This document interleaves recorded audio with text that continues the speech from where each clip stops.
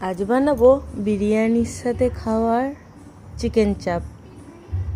প্রথমে তেলটা গরম করে নিয়ে পেঁয়াজগুলো ভেজে নিলাম। একদম লো ফ্লেমে রেখে পেঁয়াজগুলো ভেজে নিলাম। তারপরে আদা রসুন বাটা দিয়ে দিলাম। আদা রসুন বাটাটা দিয়ে পেঁয়াজটা কষিয়ে নেব।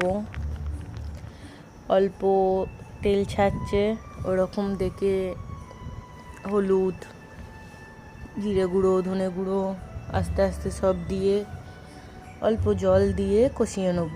শুকনো লঙ্কা কষিয়ে নেব আস্তে আস্তে করে। এই চিকেন চাপটা জাস্ট অসাধারণ লাগে। অল্প জল দিয়ে কষিয়ে নেবো। আর ওদিকে আমি ম্যারিনেশন করে রেখেছিলাম মাংসটা। ম্যারিনেশন করে রাখলে খুব সফট হয়। যদি হাতে সময় থেকে 1-1.5 ঘন্টা ম্যারিনেশন করে রাখবেন। আমি রেখেছিলাম প্রায় 20 মিনিটের মতো। বেশি কিছু দিইনি, টক দই, জিরে গুঁড়ো, ধনে গুঁড়ো।